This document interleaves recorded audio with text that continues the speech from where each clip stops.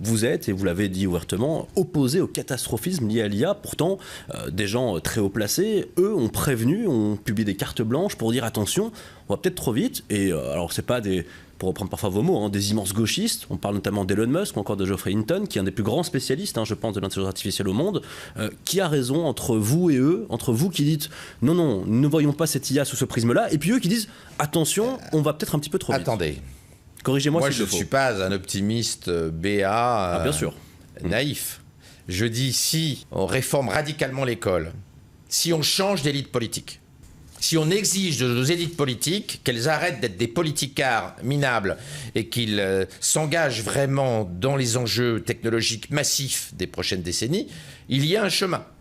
Mais évidemment, si l'école reste merdique, si l'université reste merdique, si on continue à mettre tout le pognon dans l'éducation de l'IA et qu'on met rien dans l'éducation de nos enfants biologiques, si la politique reste l'exercice dégoûtant qu'il est aujourd'hui, en France comme en Belgique, et j'ai pas peur de le dire, la politique est un métier difficile, très clairement.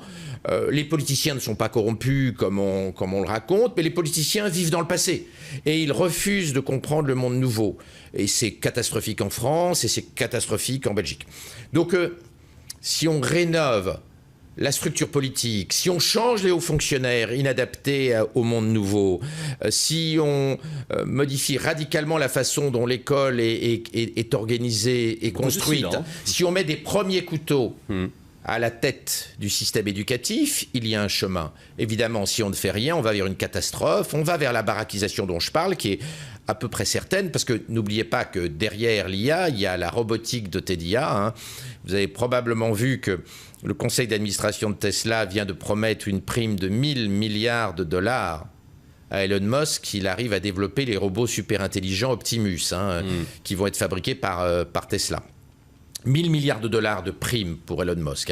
Donc Elon Musk travaille jour et nuit pour développer les robots super intelligents et les Chinois font pareil avec les robots Unitree qui sont en train de casser les prix et qui vont demain dans les usines, dans la rue, chez nous, remplacer pas mal de métiers.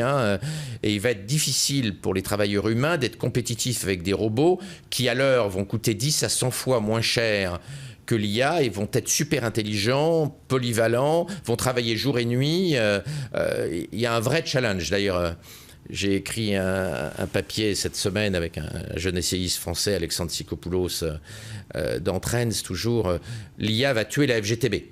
C'est-à-dire l'IA va tuer les syndicats parce que les robots de TDA vont être tellement compétitifs face aux ouvriers humains que le rapport de force va complètement changer et les syndicats vont devoir se réinventer.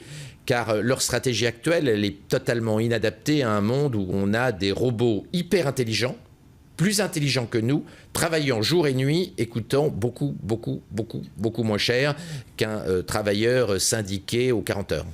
Un mot quand même, Laurent Alexandre, de science-fiction. Parce que je le sais, ceux qui nous regardent, ils se disent attendez, moi j'ai quand même vu dans Terminator, Skynet qui prend le contrôle, j'ai vu dans Matrix aussi, l'IA qui prend le contrôle et qui transforme véritablement notre planète. Est-ce que ça vous fait peur d'une certaine manière aussi, ce genre de scénario-là, ou est-ce que ça doit rester dans le domaine de la science-fiction ? À court terme, non. Je ne crois pas à la méchante IA qui nous émascule demain matin. Pourquoi pas ? En revanche, non, pas demain matin.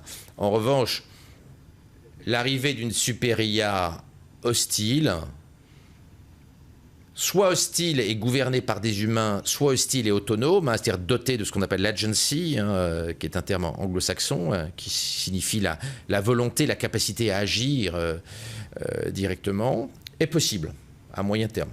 Et donc ça suppose qu'il y ait une réflexion politique, une réflexion sécuritaire sur l'encadrement de l'IA.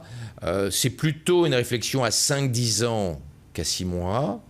C'est pas si loin, 5-10 ans. Non, c'est pas très loin. Geoffrey Hinton, le prix Nobel de physique, justement, qui a eu le prix Nobel de physique 2024 parce qu'il est l'inventeur des nouvelles formes d'intelligence artificielle qu'on appelle les réseaux de neurones profonds, qui sont à l'origine de ChatGPT et de ses concurrents, a déclaré dans le Financial Times 19 février 2024, j'estime qu'il y a 10% de chances que l'intelligence artificielle extermine l'humanité d'ici 2044. Donc oui, il y a des gens pessimistes. Et hier, il y a une pétition signée par plein de gens, dont Hinton, dont Bengio, qui est un grand spécialiste mondial de l'IA, réclamant l'interdiction de la super-intelligence artificielle.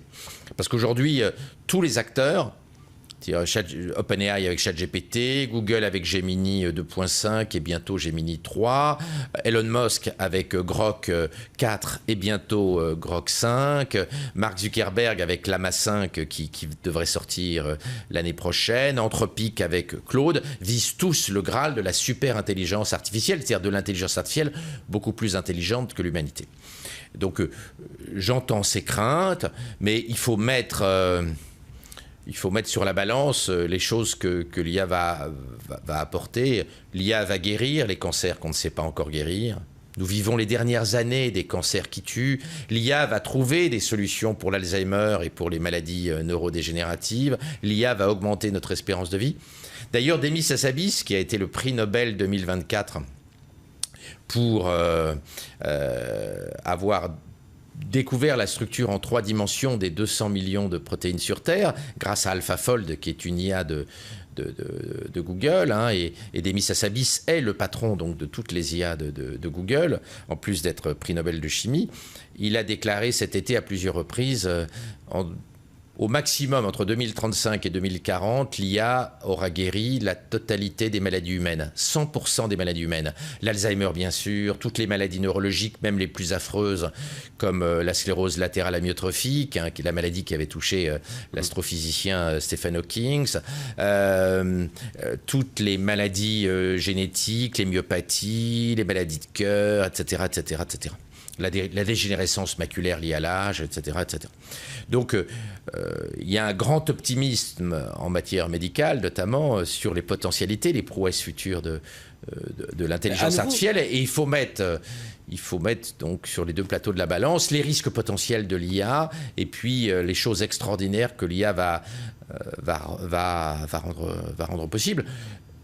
Moi, franchement, je crois que c'est un problème politique. Soit on décode et on va vers la catastrophe. C'est-à-dire, si on a des élites politiques qui comprennent rien à l'IA, on ne va pas bien l'encadrer. Et c'est mal barré par rapport à ce que si on a des élites politiques qui ne modernisent pas l'école, on va vers des baraquis qui vont couper la tête des élites intellectuelles. C'est clair. Ça va être l'équivalent de 1793, la terreur en France. C'est-à-dire, si on marginalise complètement les gens et qu'on ne les forme pas pour être complémentaires et compétitifs vis-à-vis de l'IA, ça va mal se passer. Mais si les élites politiques changent, si les élites politiques travaillent ces sujets, si les élites politiques cessent de vivre dans le passé, je crois qu'il y a un chemin. Mais en réalité, c'est nous les électeurs qui sommes responsables. On élit des handicapés du mulot, on élit des gens qui ne comprennent rien, à quelques exceptions près, aux enjeux de l'intelligence artificielle. C'est à nous d'exiger des politiciens qu'ils s'occupent de ces sujets et qu'ils rénovent l'éducation. Mais on en est loin parce qu'une bonne partie des électeurs, en réalité, n'ont pas conscience de la responsabilité des politiciens sur ces sujets.